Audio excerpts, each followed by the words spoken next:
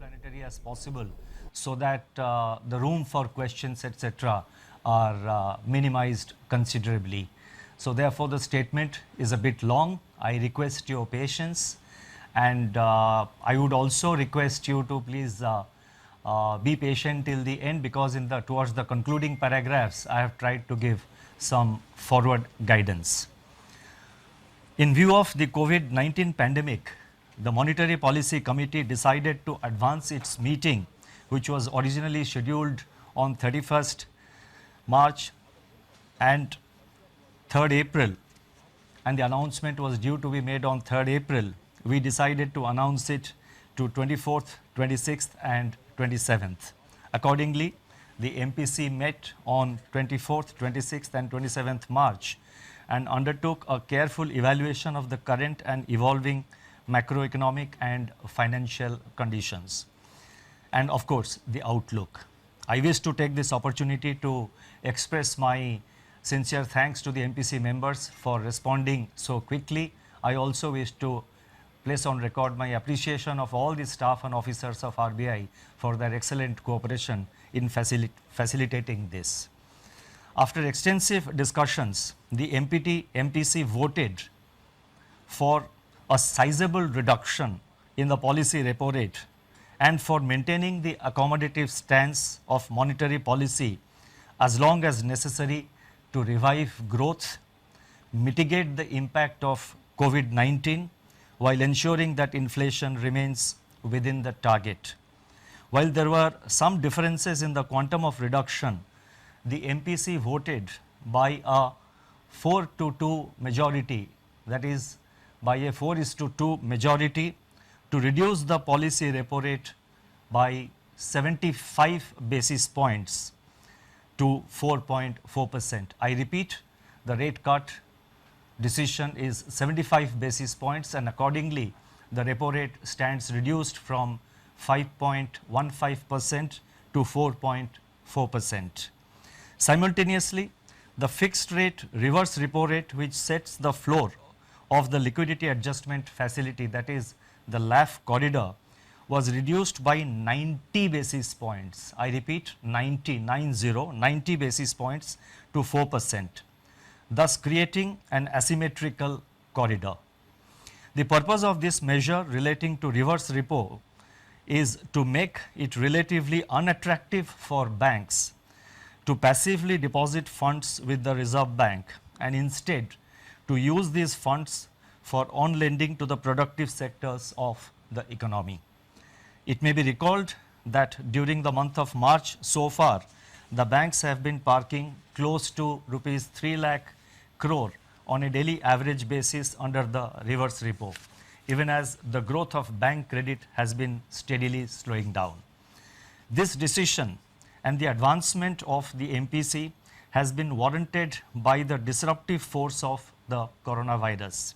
It is intended to, 1, mitigate the negative effects of the virus, 2, to revive growth, and above all, number 3, to preserve financial stability.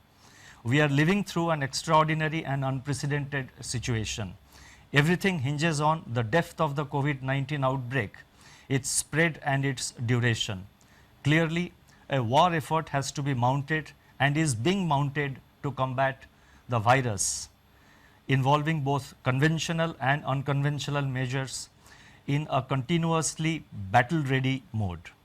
Life in the time of COVID-19 has been one of unprecedented loss and isolation. Yet, it is worthwhile to remember that tough times never last. Only tough people and tough institutions do.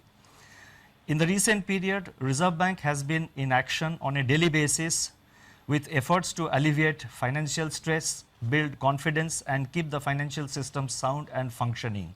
And we have taken a number of steps over the last 1 month or so since the conclusion of the last MPC meeting. In my statement, I have listed out the measures which have been taken. For the sake of time, I am not reading it out. Once the statement is uploaded, I think those who are interested can have a look at it. Let me assure that the Reserve Bank is at work and in mission mode, monitoring the evolving financial market and macroeconomic conditions, and calibrating its operations to meet any need for additional liquidity support, as well as to undertake other measures as may be warranted. It is our effort to ensure normal functioning of the markets, nurture the impulses of growth, and preserve, I repeat, and preserve financial stability.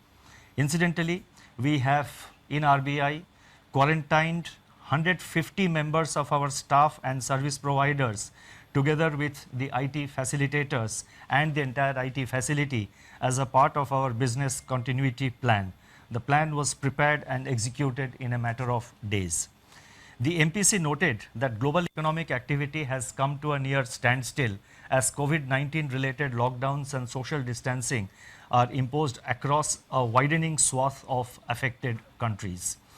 Expectations of a shallow recovery in 2020 from 2019's decade low in global growth have been dashed.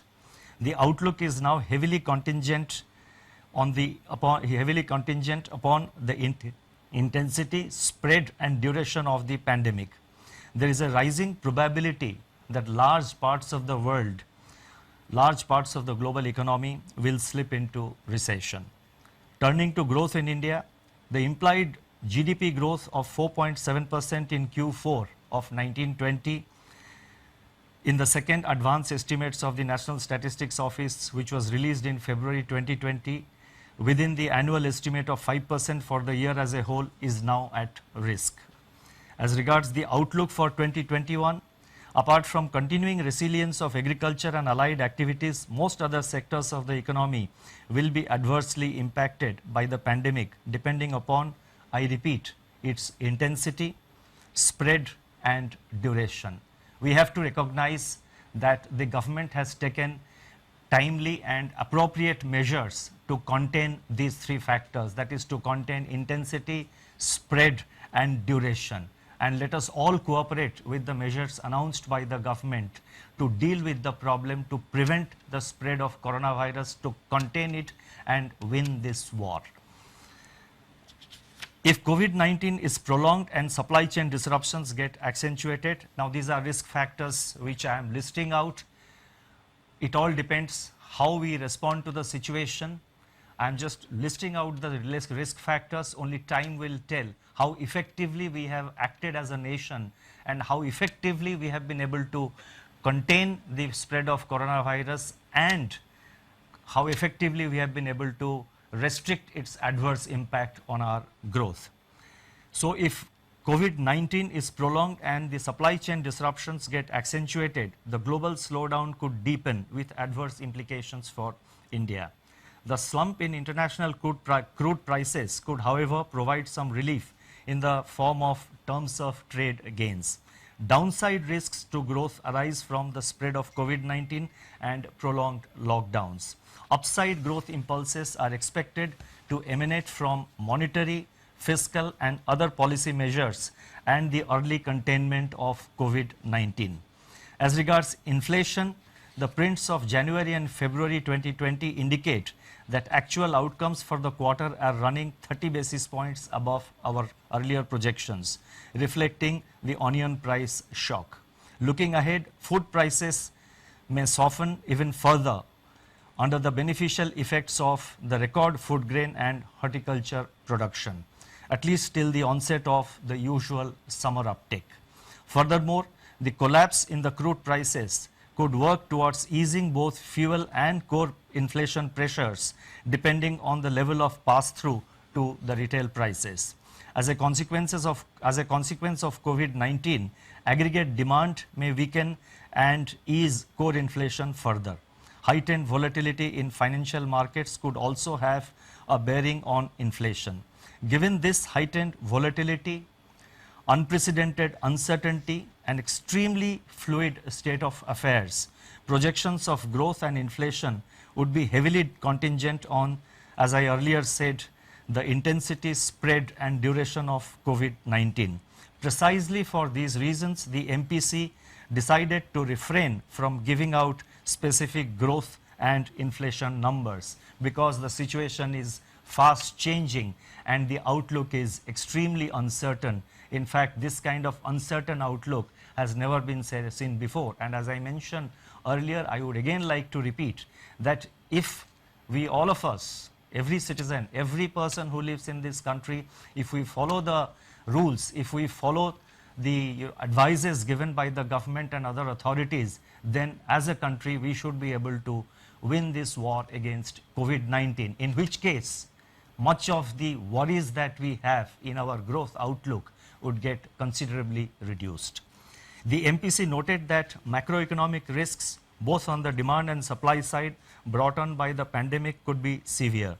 The need of the hour is to do whatever is necessary to shield the domestic economy from the pandemic. The Government of India has yesterday announced a number of measures which are expected to provide relief to various disadvantaged sections of the society. The MPC further noted that the Reserve Bank has taken several measures to inject substantial liquidity in the system. Nonetheless, the priority is to undertake strong and purposeful action in order to minimize the adverse macroeconomic impact of the pandemic. It also underscored the need for all stakeholders to fight against the pandemic. Banks and other financial institutions should do all that they can to keep the credit flowing to the economic agents which are facing financial stress on account of the isolation that the virus has imposed. Market participants should work with regulators like the Reserve Bank and the SEBI to ensure the orderly functioning of markets in their role of price discovery and financial intermediation. Strong fiscal measures are of course critical to deal with the situation. To summarize, COVID-19 stalks the global economy and the outlook is highly uncertain and of course negative. Several nations are battling its exponential contagion. Countries are shutting down to prevent being sucked into a kind of black hole. Authorities all over the world are mobilizing on a massive scale to fight an invisible assassin. India has locked down economic activity and financial markets are under severe stress. Finance is the lifeline of the economy. Keeping it flowing is the paramount objective of the Reserve Bank of India at this point of time.